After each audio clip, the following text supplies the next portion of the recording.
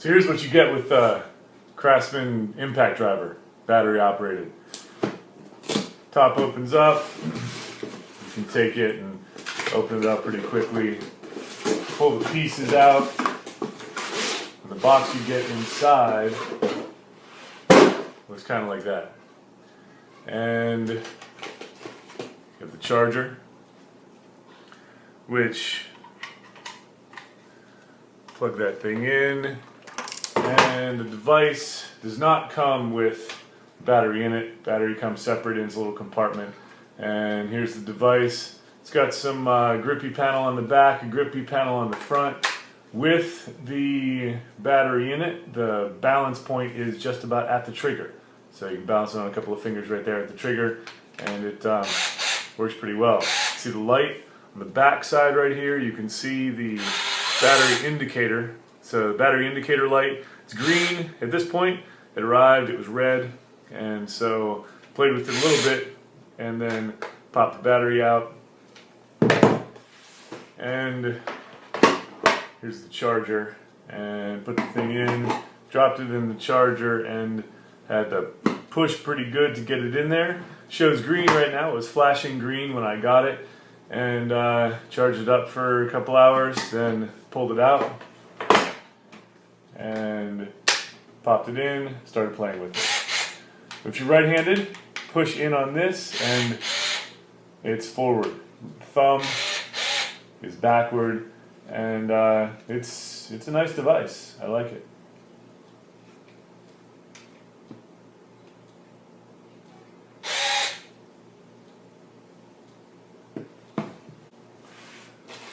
Also in the box, which is a carrying case, is a tiny little collection of bits, a couple of English sizes that I'll probably never use, and a Phillips head driver. So have all those things, and the case, Craftsman 12-volt lithium-ion. It's a simple case if you really want to carry everything in there. It's nice for storage, and it's got the instruction manual right there, so that's what you get. So here's the machine, and you can see that it has a light, but that light only comes on when you press the trigger. So if you're trying to identify something, you actually have to pull the trigger, figure out where the thing is. You have to pull the trigger to do that. The chuck is operated by pulling this thing up, put it in. It won't go in all the way. You can't just push it in. You actually have to pull that thing up. Stays in there. Can't pull it out either. Have to release it like that. The one problem that I read about with this particular device is this switch, the directional switch. The middle is locked, and in this direction it's on. So if you're right-handed and you push in, that's forward, clockwise, and this one counterclockwise. And the thing is that if it's in this position and you bang it hard enough, not only can you knock it off really quickly by just by flipping it with your finger if you put your thumb in the wrong place, but you can also just bang it off. So that can be a problem. Suddenly you're turning in the opposite direction. Seems to be nice and grippy. It's got some grippy panels on it, and let's see how it works. So these are some 2.5-inch screws.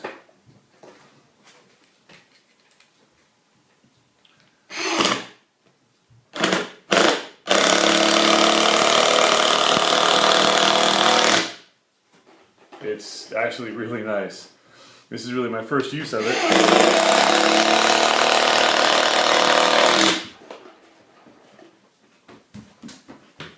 There isn't any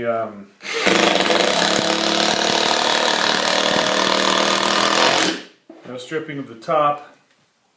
Nothing's moving all over the place. As soon as more torque is needed, apparently it just turns into hammer mode. And then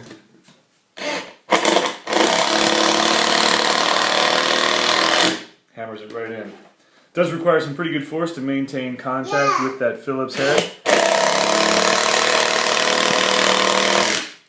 it works really well.